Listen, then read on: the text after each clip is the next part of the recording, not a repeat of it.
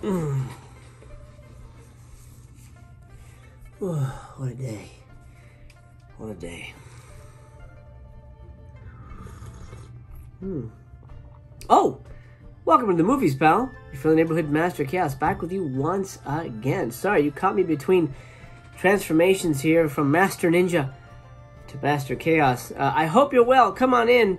I've got a seat saved for you. Why don't you plop your carcass on down? Because I find myself in a very special position. I was among a select handful of people. Well, select if you bought tickets. But select handful of people in Los Angeles who were able to see the world premiere of a film that I think most of us have been waiting for. And by most of us, I mean Vinegar Syndrome fans, Vinegar Syndrome collectors, genre cinema fans in general. Today, I'm going to give you a very early review for the most interesting film Vinegar Syndrome has ever released. And that is the film New York Ninja.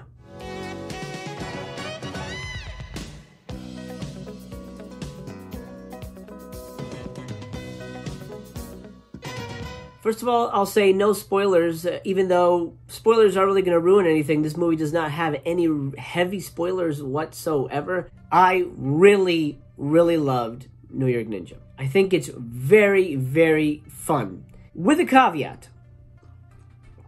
The caveat being, of course, that it is a comedy. Keep that in mind. This is 100% a comedy. It is not an action picture.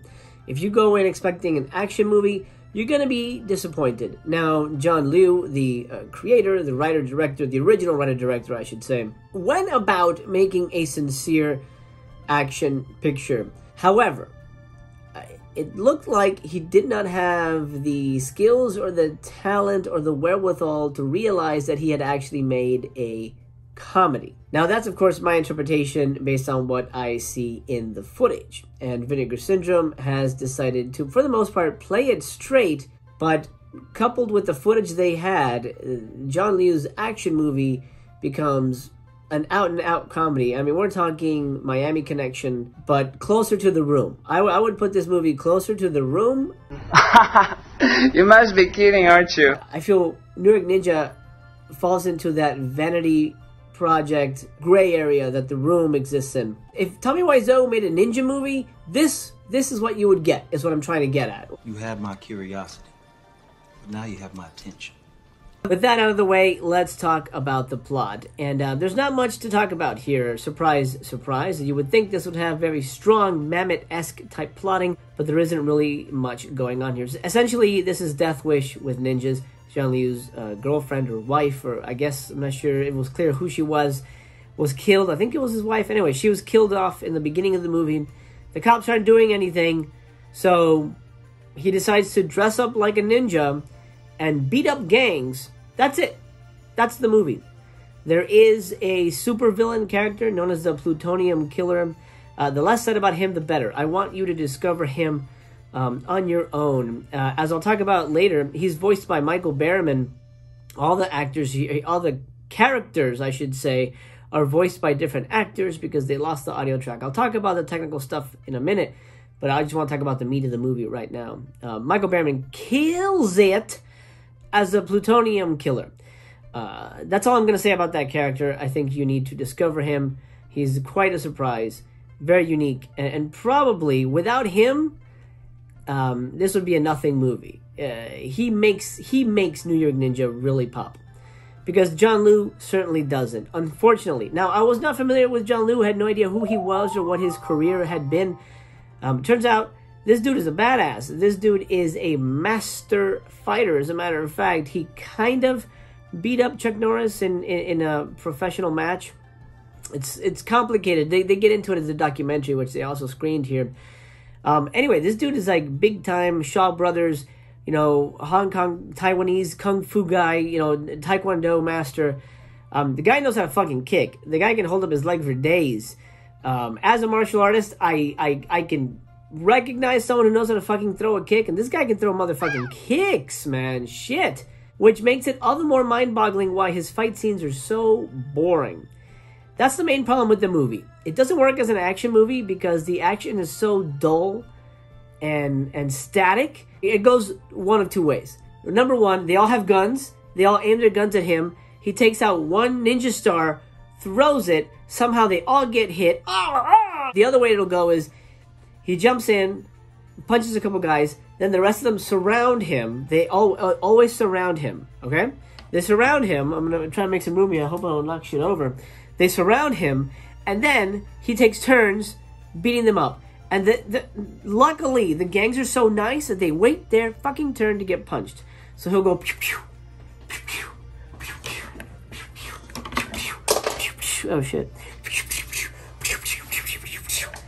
That's the action sequence. That's every action sequence. They always surround him. Kick, punch, kick, punch. The guy holding a bat waits.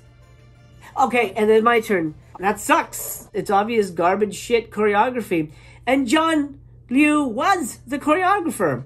What? No. I'm gonna give him a pass because from what we find out in the documentary, this was shot with almost no money, guerrilla style, so I'm guessing it's like, shit, set up the camera, we gotta film this real quick. And he didn't have time to really create, like, okay, wait, I'm gonna punch this guy, then you swing the bat, then you kick. I get it. I know production is difficult.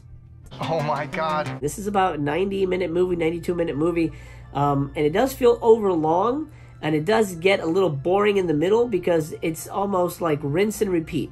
Oh, beat up a bunch of gangs. Next scene, beat up a bunch of gang members.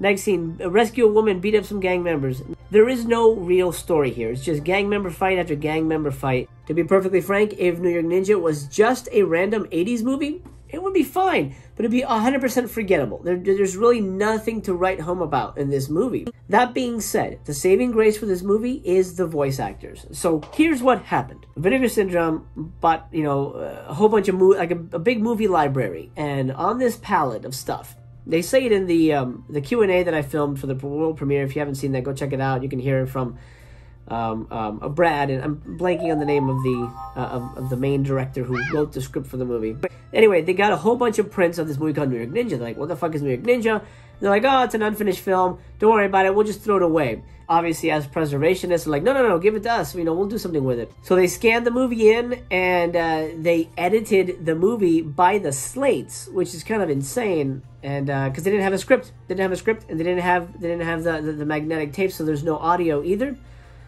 So all they had was silent footage of some super low budget, cheesy ninja movie. Get the fuck out of here. No, I cannot. It's serious. So they decided, let's bring it to life. Let's recreate it. And now they didn't go into detail on exactly how they did it. It looks like they did bring in lip readers, but they also just sort of made up a story of their own. So this isn't necessarily the pure New York Ninja. This is a whole other thing. Very unique. This is next level film restoration. Absolutely next level film restoration. So they wrote their own script. They matched dialogue as best as possible. They tried to make the movie make sense. And then they hired actors to play the parts. Most notably, Don the motherfucking Dragon Wilson to play our main character, the New York Ninja. And I gotta say, Don nails it. He does such a good job.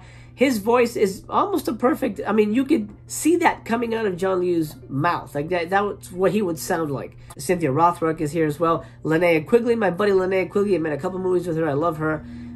She's in here. She plays a fairly significant role, audio-wise anyway. They got Ginger Lynn. They got Michael Berryman, like I mentioned, to play the villain. Leon Isaac Kennedy to play the black police officer that's on the trail of New York Ninja's girlfriend or wife's killer, but then is he has static with the New York Ninja character, like, hey man, don't get involved, leave it to the cops, that kind of character. The voice acting really saves this. The new script really, I think, revitalizes what could have been a pretty flat, dull, nothing, 80s ninja movie. And the fact that they spent 2 years revitalizing, revamping, restoring this movie is what makes New York Ninja so special. And it's especially special coming from Vinegar Syndrome, because they started out as a restoration company, a company that prides itself on restoring lost movies. Regardless of quality, as we all know, that's what they do. They save movies. And, well, they saved the hell out of New York Ninja, for better or worse. So what is my verdict? Like I said, I watched this movie with an audience. So in a way, my view is a little prejudiced because I have that joyful experience of watching it with an audience. The question for me becomes, after thinking about it, is it rewatchable? Would I rewatch this movie? While I can't say that I would rewatch it on my own, because I feel like, oh, I've experienced it, I think I'm good, I would show it to other people. I think I would show this to Mistress Chaos. We like bad movies. I mean, I don't know if she'll ever forgive me for Tough Guys Don't Dance. Oh, man. Oh, God. Oh, man.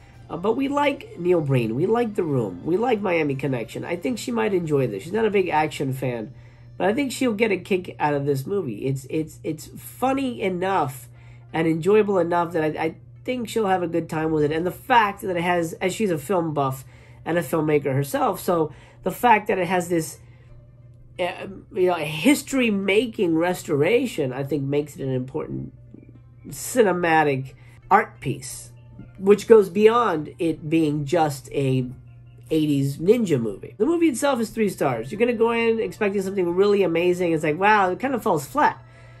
But the voice acting, the restoration, all the work that went into it, and the statement it makes for film restoration makes this a 5-star movie. How can I not give this movie 5 stars? I'll say this. Even if whatever the plot is shit and there's really nothing going on and he keeps beating up the same gang members, which, by the way, he does. He keeps beating up the same gang members. And this is the stupid part of the movie, but also kind of the fun part of the movie. He keeps beating up the same 8 guys. And you know how they distinguish them? They all wear different stupid shit. Like, there's one guy who has a hoodie taped down with electrical tape. There's another dude that's got, like, bloody bandages on his face for some reason. Then there's another one who has, like there's a ski mask pulled down. And then he has a ski mask pulled up. And then there's a guy who's just got a ski mask completely covering his face. There's a guy with goggles. But it's the same, like, 8 or 10 guys that he keeps beating up. I'll tell you this, regardless of what you think of the movie, you're going to have a fucking blast watching this movie. It is so much fun. Will you watch it again? I don't know. I don't know. But I will almost guarantee that you will watch the behind the scenes on this. If you're not a specials person, you will with this movie. Just because without it, you're going to be missing out on quite a bit. You wouldn't get the full context of the movie. If you just discovered this movie on its own, you'd be like, whatever. It's just kind of a shit nothing movie. It was kind of funny, but also kind of lame. Without the context of how it came about, I think you're going to have an empty experience. So do watch the special features when that's available. Listen to the commentary track. I think it'll give you a richer experience. The music here is very good from Voyager 3, I believe the name of the band is. Very, very good stuff. Very much in keeping with the feel of the 80s, but at the same time, it also feels very modern. It feels like the movie was made today, which essentially it was. Overall, it is a 5-star experience, while not being necessarily a 5-star movie. No, New York Ninja is not a masterpiece, but it's something that deserves to be seen, and I think it's especially important for Vinegar Syndrome. I can't think of any other company that would have put this love and attention into something like this. Most people would have just, whatever, throw it away. Even though the movie doesn't necessarily change the game in any way, it certainly changes the game restoration-wise. Now, this is the new high bar when it comes to film restoration, to saving film, to saving 35mm, to saving that art form. This is the new high bar, and of course, only Vinegar Syndrome would have done that. So kudos to them. I'm very impressed with the work that they put in, and I think you will be as well. Well, my friend, it's time for me to head back out in the city and avenge the death of my loved ones. I hope this video has found you well. Let me know in the comments, are you excited for New York Ninja? Does this make you more excited or less excited? I'm curious. I'm definitely not trying to hype it up. I don't want to hype it up for you. That's why I said the movie isn't necessarily the best. So I want you to temper your expectations as best as you can. But just know you will, I think, have a very, very good time with this movie overall. My friend, if you're new here, do consider subscribing. If you do, we get to do this again. I'd love to do that. It'd be such an honor and a pleasure to do so. I had such a great time hanging out with you, talking movies. I hope we get to do some of that more in the future. For now, my friend, I gotta close the theater down. I bid you adieu. I'm gonna grab the curtain, pull it across the silver screen, and wish you the best. I'm off on my mission now. The theater is closed. for now.